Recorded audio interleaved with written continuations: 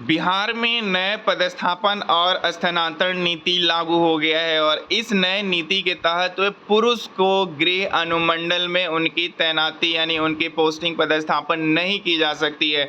ऐसे ही अगर हम महिलाओं की बात करें तो महिलाओं को गृह पंचायत और नगर निकाय जो है इनका यानी गृह में इनको नहीं तैनाती होगी, यानी इनका गृह पंचायत नगर निकाय में तैनाती को छोड़ के कहीं आसपास में इनकी तैनाती होगी। लेकिन पुरुष का गृह अनुमंडल में ही नहीं होगा, यानी अपने गृह अनुमंडल से इनकी बाहर में इनकी पोस्टिंग होगी या ट्रांसफर होगा, इनका तैनाती होगी, ये पदस्थापन होगा। ऐसे ही बिहार में जो है हर 5 साल पे शिक्षकों का तबादला होगा, यानी इसको अनिवार्य कर दिया है इस नई स्थानांतरण नीति के तहत। यानी 5 साल पे शिक्षकों का स्थानांतरण कर दिया जाएगा और पदस्थापन और स्थानांतरण नीति जो ये लागू हुआ है इस नीति के तहत दिसंबर माह के जो है इसमें छुट्टी की अवधि के दौरान जो है शिक्षकों को नए स्कूलों में पदस्थापन इसको कर दिया जाएगा, ऐसा शिक्षा मंत्री कह रहे हैं। वर्तमान में जो है बिहार में 5,75,000 शिक्षक कार्यरत हैं और इसमें 1,89,000 शिक्षक जो है सक्षमता पास हैं। ये सबसे बड़ी चीज़ इसमें जो है कि जो पुरुषों को गृह अनुमंडल उनको नहीं मिलेगा, जिसमें 8 जिले ऐसे हैं जिनका एक ही अनुमंडल वाले हैं ये, और 8 जिले में जो एक ही अनुमंडल वाले हैं जिसमें उनका जो नाम जो है राज्य के 8 जिले अरवल, बांका, जमुई, जहानाबाद, किशनगंज, लखीसराय, शेखपुरा और शिवहर ऐसे हैं जिनमें एक ही अनुमंडल है। और इस तरह देखें तो इन जिलों में जिन पुरुष शिक्षकों का गृह जिला होगा उनका स्थानांतरण दूसरे जिले में ही हो सकेगा। इस पर हिंदुस्तान द्वारा जो पूछे गए सवाल, यानी हिंदुस्तान के द्वारा जो पूछा गया है एसीएस यानी अपर मुख्य सचिव शिक्षा विभाग से, जिसमें डॉक्टर एस सिद्धार्थ के द्वारा कहा गया है कि नीति में जो भी प्रावधान किए गए हैं उसके अनुसार ही सॉफ्टवेयर के माध्यम से जो है स्थानांतरण नीति जो है किए जाएंगे। यानी इसमें जो है और जिले में और बाहर तबादले पर जो है समिति इसके निर्णय लेगी और समिति में कमेटी जो उसके मेंबर होंगे उसमें अलग अलग लोगों को नॉमिनेटेड किया गया है इसमें। और यहाँ पे अगर देखें तो बिहार के सरकारी स्कूलों के शिक्षकों का हर 5 साल पे इनको अनिवार्य रूप से इनका तबादला होगा और सोमवार से लागू की गई सरकारी स्कूलों के शिक्षकों की स्थानांतरण पदस्थापन नीति में इसका प्राविधान किया गया है। नई नीति के तहत पुरुष शिक्षकों का उनके गृह अनुमंडल और महिलाओं का उनके गृह पंचायत नगर निकाय में तबादला पदस्थापन नहीं होगा। शिक्षकों के स्थानांतरण और पदस्थापन को लेकर जल्द ही उनसे ऑनलाइन आवेदन लिए जाएंगे और एक शिक्षक से 10 विकल्प मांगे जाएंगे, यानी 10 ऑप्शन एक शिक्षक दे सकता है। उसमें विकल्प के रूप में जो है जिला, अनुमंडल, प्रखंड, पंचायत और निकाय होंगे, ना कि स्कूल होगा।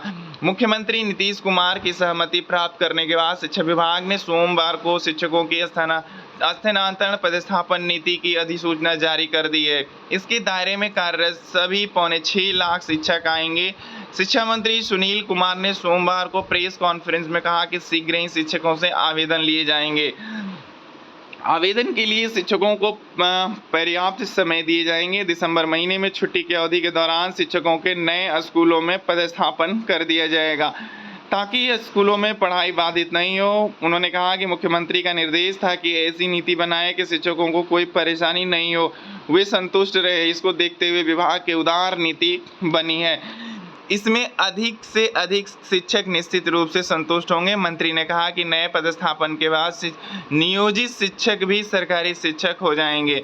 ऐसे में अब सभी शिक्षकों की जिम्मेदारी बनती है कि वो पूरी लगन से बच्चों को पढ़ाए। सक्षमता पास को ही इसमें मौका मिलेगा, यानी जो सक्षमता उत्तीर्ण जो शिक्षक हैं, जो नियोजित शिक्षक, उन्हीं को है इसका लाभ मिलेगा। जो उत्तीर्ण नहीं है उनको ये लाभ नहीं मिलेगा। यह भी साफ है कि इस नीति के तहत वे नियोजित शिक्षक ही आवेदन करेंगे जो सक्षमता परीक्षा उत्तीर्ण है और उनकी काउंसलिंग पूरी हो गई है। यानी जिनकी काउंसलिंग पूरी हो गई है उनका ही जो है ये स्थानांतरण नीति का वो लाभ ले सकते हैं। इसके अलावा बिहार लोक सेवा आयोग से चयनित शिक्षक तथा पूर्व से कार्यरत नियमित शिक्षक इस नीति के दायरे में आएंगे। मालूम हो कि सक्षमता परीक्षा उत्तीर्ण शिक्षकों की संख्या 1,87,000 है। इनमें 1.5 लाख शिक्षकों की काउंसलिंग हो गई है। स्थानीय राजनीति में संलिप्त वित्तीय अनियमितता, नैतिक अधमता के मामले सामने आने पर शिक्षकों का जिले के बाहर प्रमंडलीय आयुक्त अथवा विभाग के निदेशक स्थानांतरण करेंगे।